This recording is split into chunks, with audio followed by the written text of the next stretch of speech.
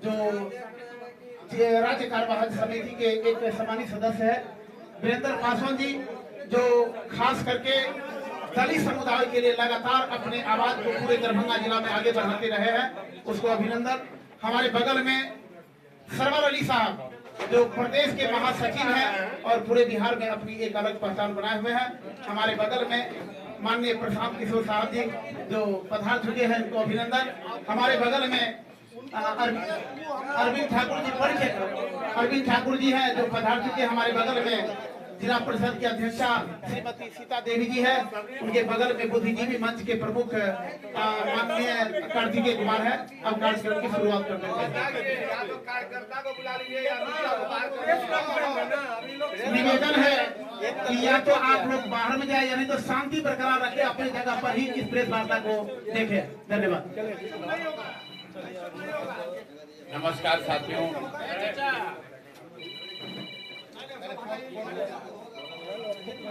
थोड़ा सा साइड हो जाइएगा। नमस्कार साथियों, आप सबका, आप स्थिर हो जाए तो शुरू कर। भाई आवाज आ रही, अगर आप लोग शांत होंगे तभी बात शुरू हो पाएगी। एक अगर आप सब शांत होंगे तो फिर इसको सुन। भाई ये आवाज नहीं आ रही थी।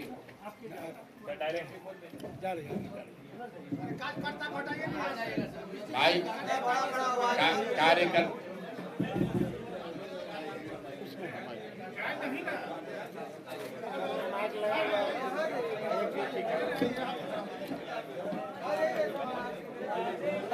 सबका डायरेक्ट माइक लगा हुआ है। Hello hello check. अरे ये नहीं कर रहे। अरे भाई 2 मिनट आप धीरज रखिए।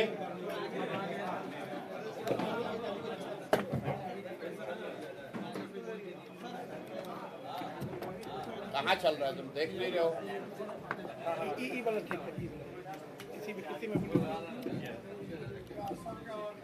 नमस्कार साथियों, आपने कहा कि कार्यकर्ताओं को का परिचय करा रहे थे। अभी वो इसलिए करा रहे थे कि ज़्यादातर समय एक शिकायत आप लोगों की रहती है कि जन सुराज में सिर्फ प्रशांत किशोर ही दिख रहे हैं और कोई दूसरा नहीं दिखता है।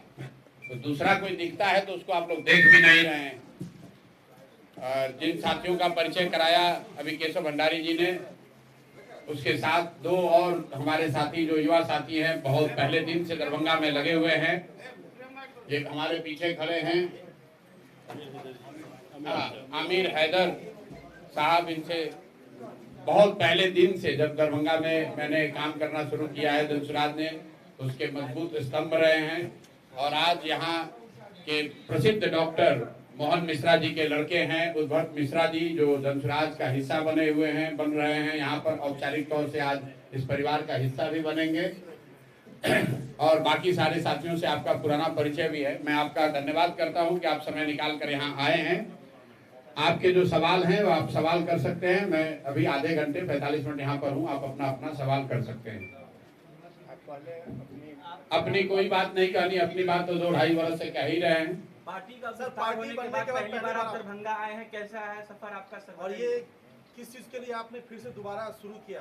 ये पार्टी, जैसा आपने कहा कि 2 अक्टूबर को पार्टी बनने के बाद ये पहली बार मैं वापस दरभंगा आ रहा हूँ। तो पार्टी के साथी मित्रों से मिलना भी चाह रहा हूँ। और ये सुझाव लोगों का रहा है कि पार्टी बनने के बाद एक बार मुझे यहाँ की जनता से भी मिलना चाहिए, क्योंकि यहाँ मैं करीब 1-1.5 वर्ष पहले आया था। तब पदयात्रा के दौरान तब पार्टी नहीं थी, अब पार्टी है, पार्टी के पदाधिकारी हैं, पार्टी की एक संरचना है। तो अब उन साथियों से मिलना चाहता हूं और उनके जरिए जनता से मिलना चाहता हूं, इसलिए आज एक दिन यहाँ दरभंगा में अभी आज आए हैं।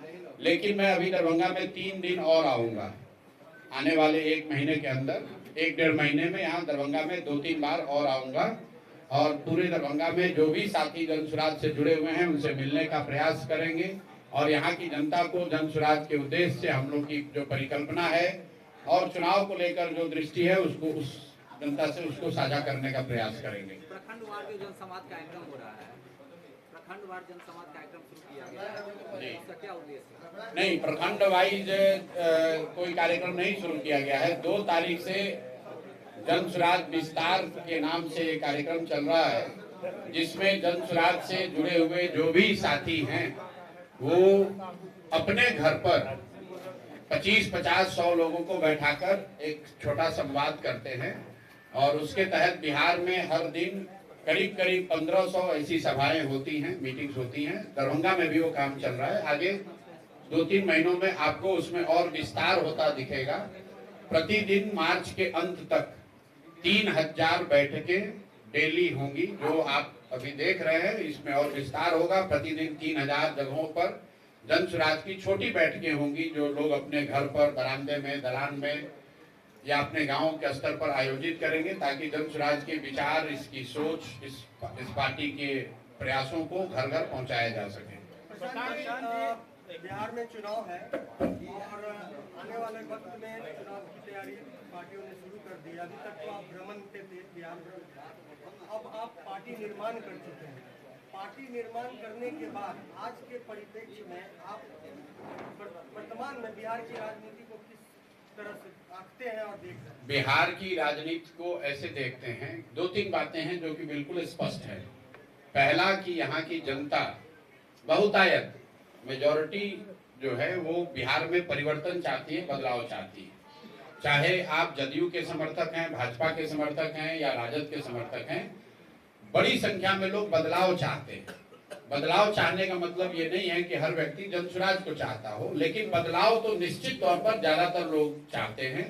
अब आने वाले समय में, अगले 6-8 महीनों में, जब जनता के सामने सारे विकल्प होंगे, दल होंगे, दल की विचारधारा होगी, उनके प्रोग्राम होंगे, उनके नेता होंगे, तो अगले 4-5-6 महीनों में जनता उनका आकलन करेगी और लोकतांत्रिक तरीके से जिन पर भी उनका विश्वास होगा उनको वोट देगी। तो एक बात तो आप निश्चित जानिए कि बिहार में बदलाव तय है।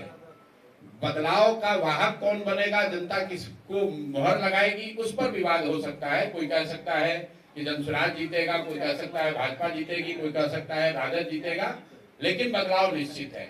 एक और बात जो निश्चित है, जिसको आप लिख सकते हैं, कि नीतीश कुमार नवंबर के बाद मुख्यमंत्री नहीं रहेंगे, क्योंकि किसी भी परिस्थिति में कोई भी परिणाम आए उसमें नीतीश कुमार मुख्यमंत्री नहीं रह सकते, क्योंकि अगर एनडीए जीता तो भी भाजपा बड़े दल होने के नाते वो लोग अपना मुख्यमंत्री बनाएंगे, जैसा उन्होंने महाराष्ट्र में किया। और अगर एनडीए नहीं जीता तो भी नीतीश कुमार मुख्यमंत्री नहीं बन सकते। तो किसी भी परिस्थिति में अब नीतीश कुमार नवंबर के बाद मुख्यमंत्री नहीं होंगे। Bihar will see a new chief minister.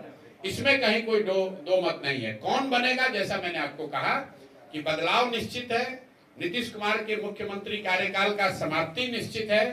कौन दल जीत कर आएगा और कौन इसका नेतृत्व करेगा, वो अगले 4-5-6 महीनों में आपको स्पष्ट होगा।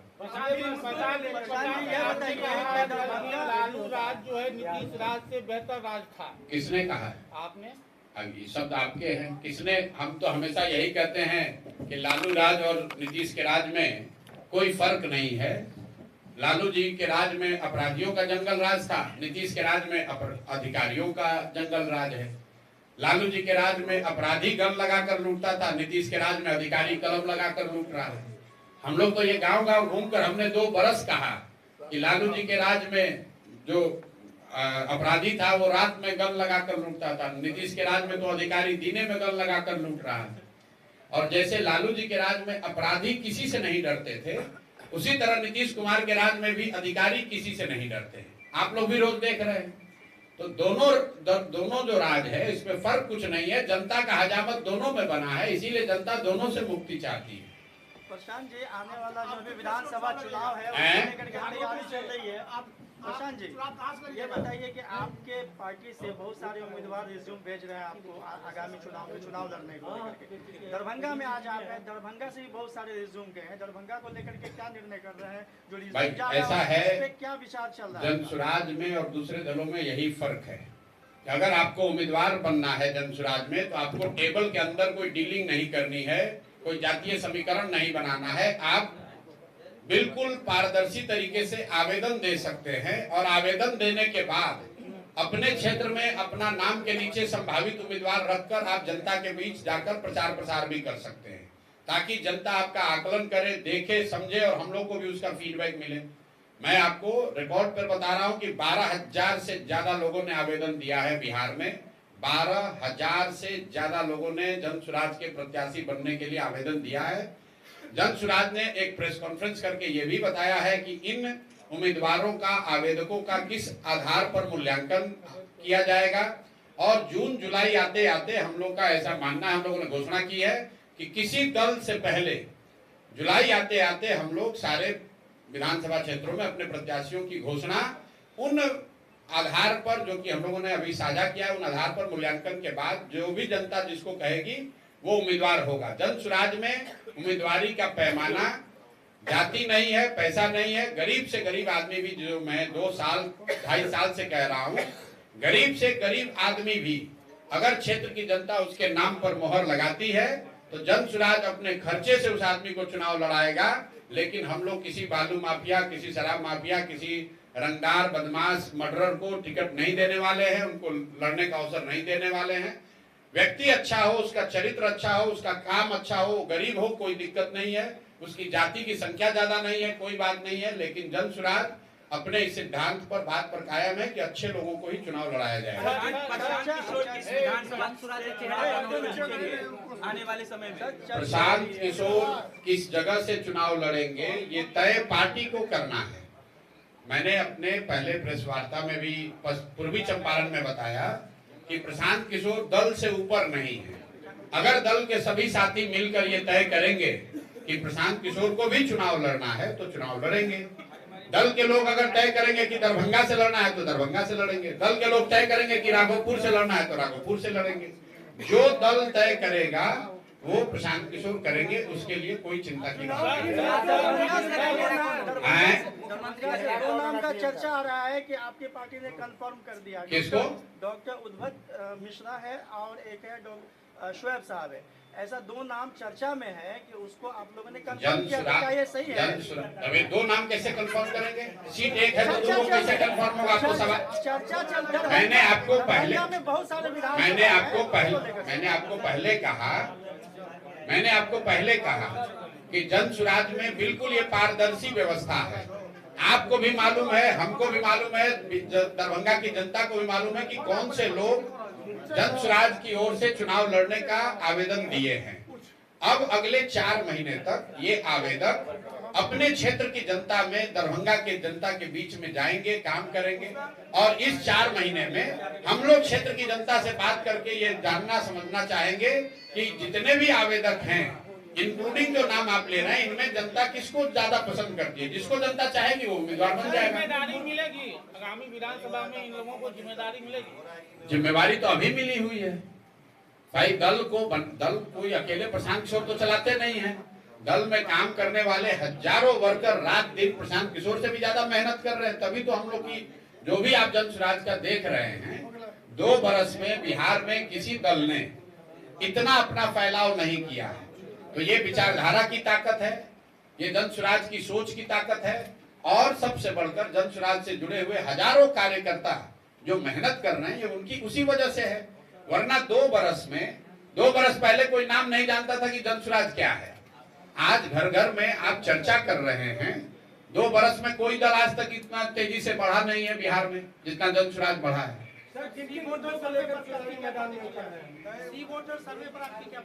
क्या सी वोटर सर्वे में क्या है? आप तीसरे पोजीशन पे रहे, 15% वोट लेकर के। अभी हमको तो मालूम नहीं है। 15% तो बहुत बड़ा नंबर होता है। 15% जो है, आप अभी तक तो आप लोग कह रहे हैं कि प्रशांत किशोर कौन है, जन स्वराज कहाँ है। तो 15% आदमी अगर कह रहा है तो ये तो आपको देखने समझने की जरूरत है। हम सी वोटर या किसी भी सर्वे एजेंसी के नंबर पर टिप्पणी नहीं करना चाहते हैं। 2-2.5 साल से हम बिहार में घूम रहे हैं और थोड़ी बहुत सर्वे और नंबर की जानकारी मुझे भी ये समझ है। वो सी वोटर का नंबर है, वो स्वतंत्र है, उनका स्वागत है जो लिख रहे हैं, जो बता रहे हैं। आप आने वाले 3-4 महीने में देखिए किसका नंबर कहाँ रुकता है। अभी जिस दरभंगा में आप हैं, यहाँ पर पहले राजद का गढ़ हुआ करता था, अब जो है कई सालों से जो है भाजपा यहाँ गढ़ बनाई है। आपने उसको कहते हैं लोकप्रिय विधायक है यहाँ। ज्यादातर शहरी क्षेत्र में लालू जी के जंगल राज के बाद से शहरी क्षेत्रों में भाजपा के विधायक इसलिए जीतते रहे हैं कि लोग लालू जी के पार्टी को वापस नहीं वोट देना चाहते हैं। दरभंगा में जो स्थिति है, ऐसा कई जगहों पर स्थिति ऐसी है जहां लोग विधायक से बहुत नाराज हैं, लेकिन किसी भी हालत में वो राजद को वोट नहीं दे सकते हैं, राजद का जंगल राज की कल्पना नहीं कर सकते हैं, इसलिए भाजपा के विधायक जीत रहे हैं। जैसे ही जनसुराज अभी आएगा, आप देखिएगा सीधा मुकाबला भाजपा वर्सेस जनसुराज में होगा, खासकर शहरी क्षेत्रों में बिना किसी लाग लपेट के दरभंगा शहर में सीधी लड़ाई जनसुराज और भाजपा में होगी और निश्चित तौर पर भाजपा को यहाँ हारना पड़ेगा, क्योंकि ये इतने दिन से यहाँ पर रहे हैं, इतने दिन से रहे हैं और जनता एकदम त्रस्त है आपके यहाँ विधायक से। 3,17,000 करोड़ का बिहार का बजट है, 3,17,000 करोड़ का जो बिहार का बजट पेश हुआ है, शिक्षा का बजट 60,000 करोड़ दिया गया। क्या लगता है शिक्षा में कोई क्रांति आएगी बिहार? मेरे भाई, आप लोग भी सवाल पूछने से पहले आपने कहा कि बिहार के शिक्षा का बजट है 60,000 करोड़। अरे सुन तो लो भाई, बढ़ा कहाँ दिया गया? पिछले साल 50,000 करोड़ था, तो जब 50,000 करोड़ से 50 को लड़का पढ़कर नहीं निकला, 50 अच्छा विद्यालय नहीं बना, तो 60,000 करोड़ से कैसे सब आमूलचूल परिवर्तन हो जाएगा? आप तो ऐसे बता रहे जैसे कल तक 0 था और आज 60,000 करोड़ हो गया भाई। अरे भाई बढ़ गया। आप भी यहीं पे रहते हैं, एक विद्यालय बता देना जहाँ पर सुधार हो गया, तो हम आएंगे उसको देखने के लिए और आपके सामने उसका सम्मान भी कर देंगे। सर, आपकी पार्टी जो चुनाव लड़ेगी, क्या मुख्यमंत्री के चेहरे के साथ लड़ेगी? बिहार में जनसुराज अपने सोच के साथ चुनाव लड़ेगी। बिहार में बदलाव होना चाहिए, इसके लिए चुनाव लड़ेगी। बिहार में विकल्प के अभाव में लालू के डर से भाजपा और भाजपा को के डर से लालू को वोट देने की जो परिपाटी है उसको खत्म करने के लिए वोट लड़ेगी। बिहार में जनसुराज इसलिए चुनाव लड़ेगी ताकि बिहार के बच्चों के लिए देश में सबसे अच्छी शिक्षा की व्यवस्था बनाई जा सके, 1 वर्ष में यहाँ से पलायन रोका जा सके, सभी बुजुर्ग माता बहन और भाइयों को 2,000 रुपया 400 की जगह 2,000 रुपया पेंशन मिल सके, किसानों को मनरेगा के तहत मुफ्त में मजदूर मिल सके और सबसे बढ़कर यहाँ पर घर घर रोजगार आए। इसके लिए सरकारी गारंटी पर 4% सालाना ब्याज पर लोगों को लोन मिल सके, कर्ज मिल सके। इन 5 बातों के साथ, इस 5 एजेंडे के साथ, इस 5 कार्यक्रम के साथ हम लोग चुनाव लड़ रहे हैं। चेहरा कौन होगा? चेहरा कौन होगा? चेहरा जो जिसको भी जनता चुन देगी वही चेहरा होगा। सीएम कौन होगा? जब विधायक चुनकर आएंगे तो आपको सबको निमंत्रित किया जाएगा और आपके सामने बैठकर विधायक चुन लेंगे कि कौन सीएम फेस बनेगा। चलिए, कम से कम आप लोग इतना तो मान रहे हैं ना कि वो स्थिति है कि सीएम फेस हम लोग को चुनना है। सीएम फेस जनसुराज को चुनना है, इतना तो मान रहे हैं ना आप लोग। अरे भाई ऐसा है, बिहार में 1 मिनट, बिहार में क्या भाजपा से पूछ सकते हैं कि आपका सीएम फेस कौन होगा? वो तो नीतीश कुमार ही होंगे, क्योंकि भाजपाइयों ने मान लिया है कि बिना उनके काम नहीं चलेगा। राजद का तो पता है भैया लालू जी के लड़के ही होंगे, क्योंकि वो लालू जी के लड़के हैं। सीएम फेस पर सवाल पूछने का तो अवसर आपके पास एक ही दल के पास है, वो जनसुराज, क्योंकि यहाँ कोई व्यक्ति बन सकता है, जो भी काबिल है वो बन सकता है और ये भी तय है कि कोई ना कोई जनसुराज का ही बनेगा बिहार में मुख्यमंत्री। गठबंधन को 1 मिनट, गठबंधन को लेकर सैकड़ों बार कह चुके हैं, फिर रिपीट कर देते हैं। 2025 में जनसुराज 243 सीट लड़ेगा, 242 में। 2025 में भी गठबंधन नहीं, 2025 के बाद भी नहीं और 2029 में भी नहीं। यह भी लिख लीजिए। हमने कहा है कि चाहे 10 वर्ष लग जाए, 2029 में भी 1 सीट पर गठबंधन नहीं करेंगे। आप तो 25 का बात कर रहे हैं। प्रधान जी, ये बताइए, देखा यह जा रहा है कि चुनाव से पहले जो घोषणा पार्टियों का होता है उसमें मुफ्त का अनाज, मुफ्त का पैसा अकाउंट डालते, वो वोट को सबसे ज्यादा प्रभावित करता है। आपका इसमें क्या कहना है? ये बिल्कुल कोई मुफ्त की बात नहीं कह रहे हैं हम लोग। 5 बातें जो हम लोग कह रहे हैं, हम लोग जो कह रहे हैं और जो सामने वाला कह रहा है उसको आप जांच लीजिए।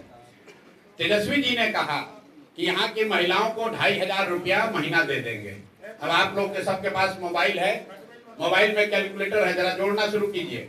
बिहार में 6 करोड़ महिलाएं हैं, अगर बच्चियों को हटा दें तो करीब करीब 5 करोड़ महिला हुई। 5 करोड़ महिला को अगर आप 2500 रुपया महीना देंगे तो टोटल बजट साल का आएगा 1,55,000 करोड़। बिहार का बजट, योजना बजट जो है वो 1 लाख करोड़ के आसपास का है। तो 1 लाख करोड़ का बजट है, उसमें 1.5 लाख करोड़ रुपया माई बहन योजना में दे देंगे। 200 यूनिट आप बिजली फ्री दे देंगे तो वो पैसा कहां से आएगा? उसके मुकाबले जन स्वराज क्या कह रहा है? जन स्वराज कह रहा है कि हम 10 बरस में बिहार में नई शिक्षा की स्थिति क्रिएट करेंगे, और जब तक नई शिक्षा व्यवस्था नहीं बनेगी तब तक ये हर व्यक्ति को ये सुविधा होगी कि आप सरकारी विद्यालय अगर ठीक नहीं है, प्राइवेट में अपने बच्चे को भेजना चाहते हैं तो प्राइवेट स्कूल में भेजिए, फीस जो है वो सरकार भरेगी। क्यों कह रहे हैं? आप लोगों को लगता है कि सरकारी विद्यालय फ्री है। सरकारी विद्यालय फ्री नहीं है। सरकारी विद्यालय में बच्चों को पढ़ाने का खर्चा है 60,000 करोड़। तो हम लोग जो कह रहे हैं कि उन विद्यालयों में 60,000 करोड़ खर्चा करके अगर पढ़ाई नहीं हो रही है तो लोगों को ये अवसर दे दिया जाए कि आप तय करें कि आपका बच्चा सरकारी में पढ़ेगा कि प्राइवेट में, और अगर प्राइवेट में पढ़ेगा तो उसका फीस सरकार भरेगी। ये आरटीआई कानून में लिखा हुआ है, राइट टू एजुकेशन कानून में लिखा हुआ है कि अगर सरकारी स्कूल उपलब्ध नहीं है या वहां पढ़ाई नहीं हो रही है तो सरकार की ये जिम्मेवारी है कि प्राइवेट स्कूल में भी बच्चों को भेजा जाए। दूसरी बात हम लोग कह रहे हैं कि पलायन 1 साल में रोक देंगे, इसमें फ्री का कुछ काम नहीं है। ये कहा जा रहा है कि बिहार से जो पूंजी का पलायन हो रहा है, हर साल 2.5 से 3 लाख करोड़ रुपया जो बैंक यहाँ से पैसा दूसरे राज्य में भेज रहे हैं, बिहार के लोगों का पैसा भेज रहे हैं, उस पूंजी के पलायन को रोककर बुद्धि का पलायन रोका जाएगा। और जिस दिन पूंजी और बुद्धि का पलायन रुका उस दिन श्रम का पलायन अपने आप रुक जाएगा। तीसरी बात हम लोग कह रहे हैं कि मनरेगा से किसानी को जोड़ा जाएगा। अभी मनरेगा का 60% पैसा दिल्ली में हम लोग सरेंडर कर रहे हैं। 100 रुपया बिहार को मिल सकता है, तो पिछले वर्ष बिहार ने सिर्फ 39 रुपया ही लिया है। हम लोग ये कह रहे हैं कि किसानों को यहाँ पर मजदूर जो है वो मुफ्त दिया जाएगा। मनरेगा में जो काम करना चाहता है वो खेतों में काम करे, किसानों के साथ मिलकर काम करे, उससे मनरेगा का यूटिलाइजेशन बढ़ेगा, भ्रष्टाचार रुकेगा और बड़े पैमाने पर कृषक बेहतर खेती कर पाएंगे, खासकर नगदी फसलों की खेती कर पाएंगे। चौथी बात हम लोगों ने कही कि यहाँ घर घर रोजी रोजगार हो, उसके लिए 4% के ब्याज पर सरकारी गारंटी पर लोन मिलेगा। इसका टोटल खर्चा सरकार के बजट पर 5,000 से 6,000 करोड़ रुपए आएगा। बैंक से लोन लीजिएगा 10% पर, तो अगर 1 लाख करोड़ रुपया का लोगों को लोन दिलवाना है तो 4% का मतलब है 4,000 करोड़ पब्लिक देगी और 6,000 करोड़ रुपया सरकार देगी। तो 6,000 करोड़ रुपया के बजट में प्रावधान से लोगों को 1 लाख करोड़ रुपए का ऋण एडिशनल मिलने लगेगा।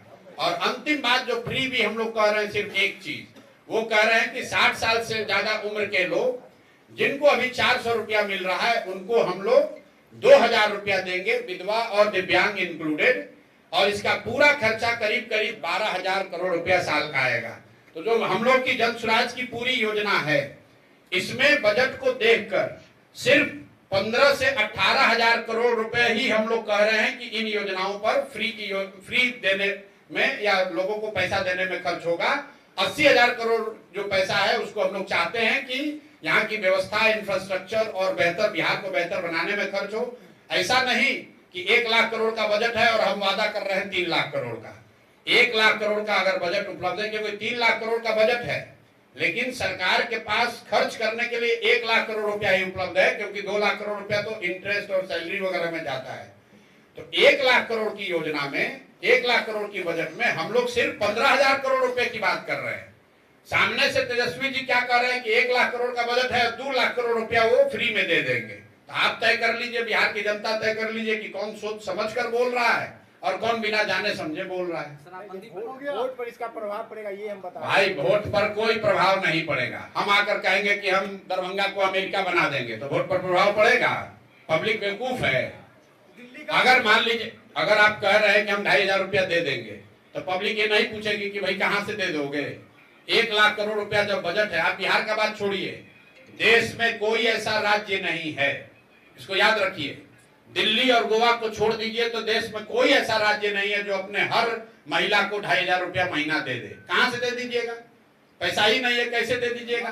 बिहार में हालत ये, मध्य प्रदेश में कहा देता है भी कुछ, अरे कुछ भी बोल रहे हो यार। मध्य प्रदेश में 1,000 रुपया दिया जा रहा है, वो भी कंडीशनल है, लाडली बहना योजना। कुछ भी बिना जाने समझे आप लोग राजनीति, यहाँ नेताओं की हालत खाली ये नहीं है, पत्रकार भी बिना पढ़े लिखे कुछ भी बोले जा रहे हैं। लाडली बहन योजना में 1,000 रुपया दिया जा रहा है, 2,500 और 1,000 में फर्क नहीं है। सर, बीजेपी विधायक का विवादित बयान अभी आया है कि होली के दिन मुसलमानों को घर से न निकलने की हिदायत दी है। बीजेपी के विधायक का बाप का राज है कि बीजेपी के विधायक कहेंगे तब लोग निकलेगा, नहीं निकलेगा। मतलब बीजेपी के विधायक यहाँ के क्या हैं? जागीरदार हैं कि वो जो कहेंगे तो वही लोग निकले, वही लोग करेगा? नहीं, उनकी बातों को तो प्रशासन के लोग भी मानते हैं और प्रशासन जो है, अरे प्रशासन भैया, पब्लिक न मानना चाहिए। ये कोई अंग्रेजों का राज थोड़े ना है कि बीजेपी का विधायक यहाँ फरमान जारी करेगा, लाट साहब हैं और पूरी पब्लिक मान लेगी। पब्लिक वो करेगी जो उनको सही लगेगा। बीजेपी के विधायक यहाँ के लाट साहब नहीं है, उनकी जागीर नहीं है। पब्लिक वो कैसे कह सकते हैं कि किसी जाति का, किसी संप्रदाय का आदमी निकलेगा कि नहीं निकलेगा? सर, कई तरह की योजनाओं, करोड़ों का आपने बता दिया सारा चीजें। बिहार में जो इनकम की बात की जाए, इनकम का जो स्रोत है, और केंद्र सरकार सपोर्ट नहीं करे तो सैलरी देने का पैसा नहीं है।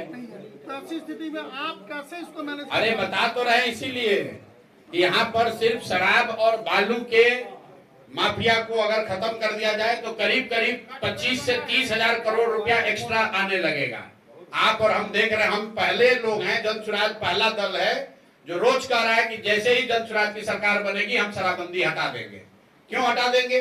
क्योंकि पहली बात तो शराबबंदी है नहीं, सिर्फ सरकार ने दुकान बंद किया है, घर घर डिलीवरी करा रही है। दूसरी बात, इससे 15 से 20,000 करोड़ का बिहार का नुकसान हो रहा है। और ये पैसा कहाँ जा रहा है? ये पैसा जा रहा है यहाँ के भ्रष्ट नेताओं के पास, अफसरों के पास, शराब माफिया के पास। तीसरी बात, जिन महिलाओं के नाम पर ये शराबबंदी लागू की गई है, आज जरा पूछिए, 1 लाख से ज्यादा लोग आज जेल में अंडर ट्रायल हैं शराबबंदी के कानून के तहत। ज्यादातर लोग उसमें पिछड़े, वंचित, मुस्लिम और दलित समाज के लोग हैं जिनको कोई बचाने वाला नहीं है। इसी के तरह यहाँ देखिए बालू की हालत, पूरे बिहार में बालू सबसे बड़ा उद्योग है। जहां जाइए खाली अवैध बालू का खनन हो रहा है। 10,000 करोड़ से ज्यादा का बालू रोज बेचा जा रहा है। सरकार के उस पर, सरकार को कितना पैसा उससे मिल रहा है? 1100-1200 करोड़। और लोग, बालू माफिया कितना कमा रहा है? 10,000 करोड़। तो बिहार में आय का पहला स्रोत है शराबबंदी हटाना, बालू माफिया को खत्म करना। इन दोनों चीज से बिहार में 25 से 30,000 करोड़ रुपया एक्स्ट्रा जमा किया जा सकता है। एक अलग सवाल पर चलते हैं कि अभी धीरेन्द्र शास्त्री आए हुए, जैसे बाबा बागेश्वर बोलते हैं, वो हिंदू राष्ट्र की मांग की घोषणा किया गया, बिहार से ही जो है ये आंदोलन तेज होगा, और बीजेपी के विधायक लोग उनको कहीं ना कहीं समर्थन दे रहे हैं। इस पर आपका क्या है? क्या करें? बाबा बागेश्वर क्या बिहार के हैं? क्या वही देश चलाते हैं? क्या संविधान उन्हीं के कहने से चेंज होगा? अरे भाई, हर व्यक्ति अपनी भावना व्यक्त करने के लिए स्वतंत्र है, लोकतंत्र है। बाबा बागेश्वर भी आए हैं, अपना कुछ बोल रहे हैं, जो बोल रहे हैं उनके समर्थक उसको सुन सकते हैं, उस पर टिप्पणी कर सकते हैं। लेकिन देश किसी बाबा के कहने से थोड़ी चलता है। देश चुने हुए प्रतिनिधि, जनता के द्वारा चुने हुए प्रतिनिधियों के द्वारा चलता है। देश का कानून संसद में बनता है, किसी बाबा के दरबार में तो बनता नहीं है। देश जो है वो संविधान से चलता है। अभी आप हिंदू राष्ट्र की जो मांग रख रहे हैं, ये कितना उचित है आपके नजरों में? और संविधान संशोधन करके वो मांग रहे हैं, आप सवाल पूछ रहे हैं, यही हास्यास्पद है। इस देश को बनाने वालों ने, इस देश के फाउंडिंग फादर्स ने जब इस देश को सेकुलर राष्ट्र के तौर पर बनाया है, तो आप और हम कौन है हिंदू राष्ट्र की बात करने वाले? क्या ऐसे मांग करने वाले लोग गांधी जी से बड़े समझदार हो गए? क्या गांधी, नेहरू, पटेल, सुभाष चंद्र बोस, बाबा साहब अम्बेडकर, इन सबसे बड़े यही लोग हो गए? और अभी तो लोकसभा का चुनाव हुआ, लोकसभा के चुनाव में जनता ने अपना मत दिया, कहा कि भाई भाजपा वाले रूल करो, लेकिन लिमिट में रह के रूल करो। अगर संविधान बदलने की बात करोगे तो जनता उसको स्वीकार नहीं करेगी। जो बात संविधान में आधारभूत बातें बताई गई हैं, उसमें संशोधन की कोई किसी को हिम्मत नहीं है। अगर होगा तो पब्लिक उसको उस हिसाब से निपटेगी, आप चिंता ना करें। लीगल एक्शन होना चाहिए उन पर ऐसे बयान के लिए। अरे भाई, क्यों इतना तूल दे रहे हैं? उनके बयान को पूछ कौन रहा है? उनके बयान के आधार पर 13 करोड़ जनता थोड़ी ना वोट देती है। बीजेपी उनके बयान का समर्थन कर रही है। तो बीजेपी कर रही है तो बीजेपी जाएगी वोट लेने, तो जनता बताएगी। आप ये बताइए कि बीजेपी अगर उनके बयान का समर्थन कर रही है कि हम संविधान को बदलकर यहाँ पर हिंदू राष्ट्र बना देंगे, तो फिर रोज प्रधानमंत्री और अमित शाह जी क्यों कह रहे हैं कि नहीं हम संविधान से एकदम बंधे हुए हैं? कौन बीजेपी में उनका समर्थन कर रहा है? कौन समर्थन कर रहा है? प्रधानमंत्री ने तो कहा नहीं, अमित शाह जी ने तो कहा नहीं, पार्लियामेंट में भाजपा को दम है तो कह दे कि हम हिंदू राष्ट्र लागू करेंगे, हम संविधान बदल देंगे। हमने तो सुना नहीं। अब कौन कहाँ क्या कह रहा है? कोई कर्नाटक में कह दिया, कोई अयोध्या में कह दिया, कोई बाबा के दरबार में कह दिया, उससे क्या लेना देना है भाई? वो तो कोई कहीं बैठ के कुछ भी कह सकता है। ये बताया कि सिर्फ जय बिहार के नारे से कैसे वो चुनाव जीत सकता है, जबकि कुछ समय से देश में सिर्फ ऐसे नारेबाजी होती है, भड़काऊबाजी होती है जिससे चुनाव जीत रहे हैं। आपको क्या लगता है कि बिहार में जय बिहार होना चाहिए कि कोई दूसरे का जय होना चाहिए? किशोर की क्या स्ट्रेटेजी है? अरे आप पहले हमको बताइए, सुनिए ना भाई, जीत पाएंगे नहीं, आप काहे घबरा रहे हैं? नहीं, जो माहौल चल रहा है उससे तो आप देख रहे हैं। माहौल आपको ज्यादा समझ है, हमको तो ज्यादा समझ नहीं है कि हम थर्मामीटर लगाकर बता दें कि माहौल क्या चल रहा है। जो बेसिक बात है कि बिहार में जय बिहार नहीं बोला जाएगा तो जय गुजरात बोला जाएगा। बिहार में जय बिहार नहीं बोला जाएगा तो नरेंद्र मोदी जिंदाबाद बोला जाएगा। अगर अपनी मिट्टी के लिए हम लोग जय बिहार कह रहे हैं तो इससे बेहतर और क्या बात हो सकती है? बिहार का जय तो होना ही चाहिए। सर आप कहते थे लालू के राज में जंगल राज को लेकर धरना दिया है, क्या एनडीए पर आरोप लगाया है कि ये लोग आरक्षण चुरा रहे हैं। तेजस्वी ने कल धरना दिया, इस पर आपकी क्या? कौन चुरा रहा है? अभी भाजपा सरकार। अभी तो तेजस्वी जी खुद सरकार में बैठे हुए थे। अरे यही ना चचा के साथ सरकार बनाए थे। कितना दिन पहले बनाए थे? 2 दिन पहले विधानसभा में तेजस्वी जी डोमिसाइल पर कुछ बयानबाजी कर रहे थे, हंगामा कर रहे थे, और जहाँ के लोगों को इतना मूर्ख समझ रहे हैं कि कोई ये जान नहीं रहा है कि भाई जब शिक्षकों की बहाली हुई तो शिक्षा मंत्री कौन था? चंद्रशेखर यादव। आप क्या थे? आप खुद डिप्टी सीएम थे। तो जब आप शिक्षकों की बहाली करा रहे थे या वो कार्यक्रम चल रहा था तो उस समय डोमिसाइल क्यों नहीं लागू किया? आज विपक्ष में आते ज्ञान हो गया, अभी नया त्रिनेत्र खुला है। अरे भाई अभी तो आप डिप्टी सीएम थे, डोमिसाइल नीति को क्यों नहीं बदला? 15 साल माँ बाबूजी उनके मुख्यमंत्री थे। ये डोमिसाइल नीति किसने बनाया है? हम लोग तो सत्ता में थे नहीं। वो दोनों ओर से आप ही रहिएगा। आप सत्ता में है तो कह रहे हैं कि नौकरी हमने दिया, और अभी कह रहे हैं कि डोमिसाइल नीति गलत है। तो भाई उस समय डोमिसाइल नीति के तहत ही तो 60-70% यूपी मध्य प्रदेश के लोगों को नौकरी मिली है। तो उसके लिए जवाबदेह कौन है? तेजस्वी यादव जवाबदेह है। नौकरी देने का क्रेडिट अगर तेजस्वी यादव को है तो यूपी और मध्य प्रदेश के लोगों को जो नौकरी मिली जो गलत डोमिसाइल नीति की वजह से, उसका इल्जाम भी उनको लेना चाहिए ना भाई। सर आप कहते हैं कि लालू के राज में जंगल राज था, नीतीश के राज हम कहते हैं कि कोर्ट ने कहा, पब्लिक कहती है, हम थोड़ा ना कहते हैं। आप भी तो कहते हैं ना, आपका भी आप क्या कहते हैं? हम कहते हैं लालू जी के राज में जंगल राज था कि नहीं था? अरे आप बता दीजिए कि नहीं। हमने नहीं देखा। अरे आपने नहीं देखा तो देश आजाद नहीं हुआ। सवाल पे ना एक मिनट रुकिए। देश आजाद हुआ तब हम लोग जिंदा नहीं, हम लोग का जन्म नहीं हुआ, इसका मतलब देश आजाद नहीं हुआ। लालू का जंगल राज हमारा शब्द है। कोर्ट ने कहा, बिहार ने कहा, बिहार की जनता ने कहा, देश ने कहा कि लालू जी का जो राज था वो जंगल राज था। दरभंगा में लगातार छोटी बच्ची की जो है बलात्कार हो रही है, हत्या हो रहा है, तो और लोग कह रहे हैं जो बीजेपी के नेता कह रहे हैं सुशासन की सरकार है। आप क्या कह रहे हैं? अरे भैया बीजेपी के कहने से क्या होता है? बीजेपी के लोगों की हालत तो ये है, आप कह रहे हैं कि किसी बच्ची के साथ दुर्भाग्यपूर्ण घटना हुई है। सुनिए तो, डाक बंगला चौराहा पर ये बीजेपी के नेताओं को नीतीश कुमार ने दौड़ा कर लाठी से मरवाया, और इन लोगों का इतना हिम्मत नहीं है कि अपना सुरक्षा कर सके, एक दूसरे की क्या सुरक्षा करेगा? कुर्सी के लालच में जिन नेताओं को, एमपी और विधायकों को नीतीश कुमार ने डाक बंगला पर दौड़ा कर लाठी से पिटवाया, आज वो नीतीश कुमार का गुणगान कर रहा है। तो वो आपकी हमारी सुरक्षा क्या करेगा और हमारे आपके अधिकार के लिए क्या बोलेगा? एक चीज आपको बता दें कि भाजपा जो है बिहार में, इनसे ज्यादा कायर, इनसे ज्यादा डरपोक, इनके जैसा नेतृत्व विहीन कहीं भाजपा का यूनिट पूरा देश में नहीं होगा। इनको कोई, आप जिस सर्वे की बात कर रहे हैं सी वोटर वाला, उसमें देख लीजिए कि भाजपा के नेता सम्राट चौधरी को कई % वोट आया है। तो फिर तेजस्वी क्यों कहते हैं कि आप भाजपा के बी टीम हैं? अब तेजस्वी को भैया मुफ्त में मुसलमानों का वोट लेने का आदत लगा है। नहीं आप सुन तो आ तो रहे उसी पर, आपको मुफ्त में वोट आदत लगा है कि मुसलमानों को डराओ कि भैया हमको न दोगे तो भाजपा आ जाएगी, तो बेचारा मुसलमान मजबूरी में वोट दे देता है। अब उनको दिख रहा है कि जितना सब राजनीतिक बंधुआ मजदूर था, जो हमारे लालटेन में किरासन तेल बम के जल रहा था, उसको एक दूसरा रास्ता दिख गया जो इससे बेहतर रास्ता है, जिसका नाम है जनसुराज। तो लालटेन से किरासन तेल निकलेगा तो लालटेन तो फकफकाएगा ही ना भाई, फकफका के फिर थोड़े दिन में बंद हो जाएगा।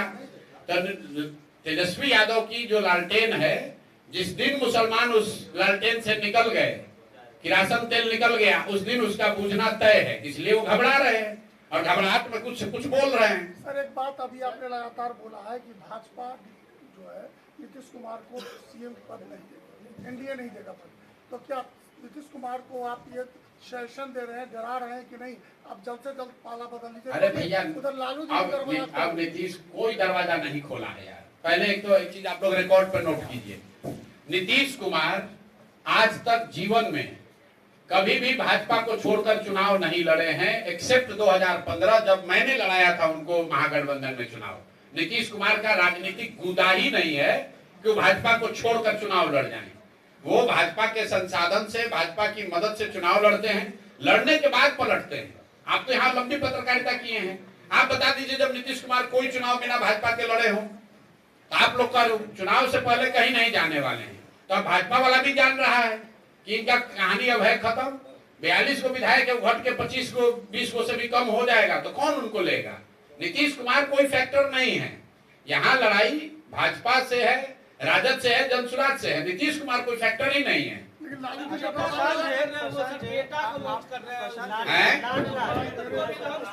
आपसे बोले हैं अभी तो चर्चा में है। अरे चर्चा में तो बहुत चीज है। नीतीश कुमार जी आपसे बोले हैं कि हम अपने बेटा को लॉन्च कर रहे हैं। जदयू में पोस्टर तो हम यहाँ पर डोनाल्ड ट्रंप का लगा देंगे, तो क्या डोनाल्ड ट्रंप आ रहे हैं दरभंगा में चुनाव लड़ने? भाई जदयू ने कोई आधिकारिक बयान जारी करके कहा कि नीतीश जी के लड़के आ रहे हैं, आप लोग जबरदस्ती कुछ भी चला देते हैं। अरे भाई ऐसा है, रुकिए, जो व्यक्ति राजनीति में नहीं है उस पर कोई टीका टिप्पणी नहीं करेंगे। नीतीश जी के लड़के पर भी नहीं करेंगे और लालू जी के भी उन बच्चों पर नहीं करेंगे जो राजनीति में नहीं है। तो बेकार की बात न करें। अभी तक जदयू ने या नीतीश जी ने कहीं पर आधिकारिक या गैर आधिकारिक तौर पर उन्होंने ये नहीं कहा है कि नीतीश जी के लड़के पॉलिटिक्स में आ रहे हैं, और अगर आए भी तो क्या दिक्कत है। लेकिन इस पर विवाद खड़ा करना ये अननेसेसरी, आप लोग न्यूज के लिए कोई भी बात कहे जा रहे हैं। प्रशांत जी, आपने कहा कि राजद के लालटेन में मुसलमान जो है तेल बनकर जल रहे थे, नहीं जल रहे थे। हाँ ठीक है, आपने कहा ऐसा। अब वो निकल रहे हैं और तो वो फकफका रहा है और निकल करके जनसुराज की तरफ आ रहे हैं। जब दरभंगा में है, दरभंगा में 10 विधानसभा सीटें हैं, तो क्या माइनॉरिटी को जनसुराज की तरफ से कितनी सीटें मिलेंगी? अरे भाई माइनॉरिटी को कितनी सीट मिलेगी इसके लिए सवाल आपको पूछने की जरूरत नहीं है। जनसुराज ने अपने संविधान में लिखा है कि जिस जाति की जितनी संख्या है उस जाति से उतने काबिल लोग निकाल कर उनको उस जगह उनको टिकट दिया जाएगा। मुसलमानों की संख्या अगर 18% है तो 18% टिकट अच्छे काबिल मुस्लिम समाज के लोगों को मिलेगा। दरभंगा में भी मिलेगा, अररिया में भी मिलेगा, बक्सर में भी मिलेगा, चंपारण में भी मिलेगा। जब आप सीएम बनिएगा तब न दीजिएगा।